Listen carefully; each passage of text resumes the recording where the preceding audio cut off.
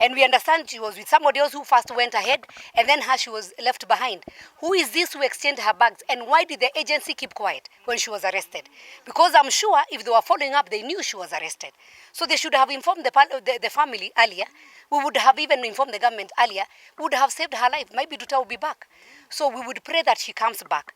So that becomes a lesson even to the other agencies or other people who want to use our children as drug traffickers. And they use their innocence.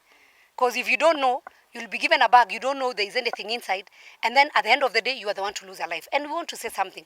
Life is precious. And you know, God is a God of second chance. And judgment belongs to God. We will pray that Nduta comes back. LTV.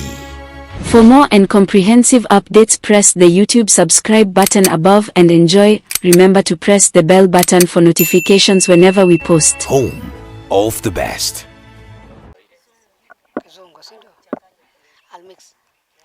Okay, first and foremost, I want to say that today we came to Ithaka to see the parents of Nduta, a matter that I raised in Parliament.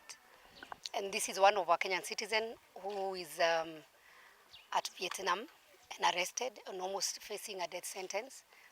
And when the matter came in and I raised it in Parliament, I also raised it with the head of state. And I want to thank him because he has followed up with the Ministry of Foreign Affairs and our consulates, and we have also had our embassy from Bangkok doing the communication with Vietnam. And I would say there is a lot of diplomacy and a lot of communication going on, but the best bit of it is that Nduta is not going to be hanged now. There's a lot of talk going on, and very soon the government will give its position once the negotiations are done. So at this point, what I would like to say is that we thank His Excellency the President and the government and all the government officials who have liaised with the Vietnam government to make sure that our daughter was not hanged. Number two, I also want to address the people who are in social media, because we would not want what happened to Nduta to happen to anybody else. So I would say, as we get this information, let us not become insensitive, and especially when we are discussing about this, because we are talking about somebody's life, and every life is very important. And number two, I'll also be raising a motion or a bill so that we can have a policy in Parliament. I want to tell all the agencies that I am giving them warning and an alert that we will not allow any more agencies who are lying to our children that they are going to take them to jobs. We have seen children who are leaving Kenya, and by the time they get to the other side, whichever country they are being given, they are dumped there. Some are promised jobs, but by the time they get there, there are no jobs. Or some go, their passports are taken, and they even, some of them go through sexual harassment. So what I would want to say, we want to have a clear policy, and I'll be liaising very closely, even with the Ministry of Labour, to see that agencies are going to be relisted again. By the time you are being given the letter or permit that you can become an agency, they have to go through thorough vetting. Because some of these agencies are the ones that, for the case, like what was the case of Nduta, they told her she's going to do a job of a house girl. Then they went and exchanged her bags. We don't know under what circumstance her bag was exchanged. Even when our children are living, because some of them even live, they have never traveled abroad. Some of them have never even entered a plane even to go to Mombasa.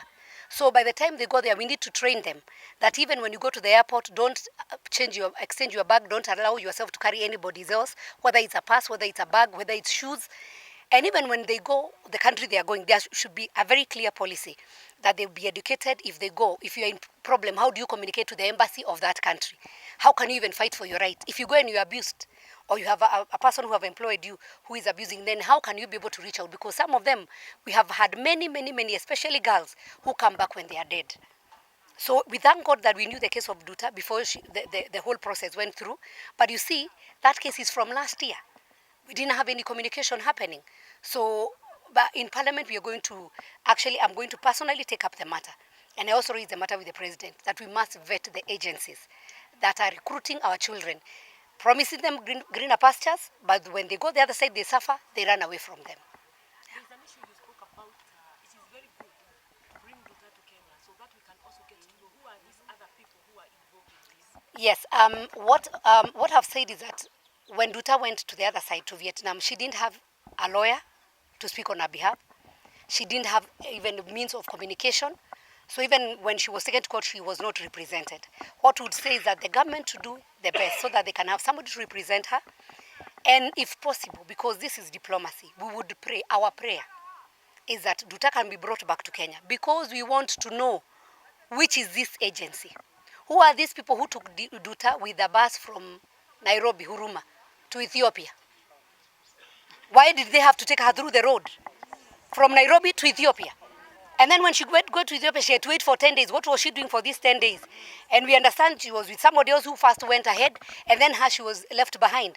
Who is this who exchanged her bags? And why did the agency keep quiet when she was arrested? Because I'm sure if they were following up, they knew she was arrested. So they should have informed the family earlier. We would have even informed the government earlier. We would have saved her life. Maybe Nduta will be back.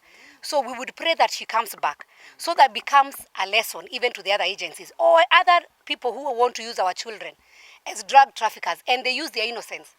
Because if you don't know, you'll be given a bag, you don't know there is anything inside, and then at the end of the day, you are the one to lose a life. And we want to say something. Life is precious. And you know, God is a God of second chance. And judgment belongs to God. We will pray that Nduta comes back.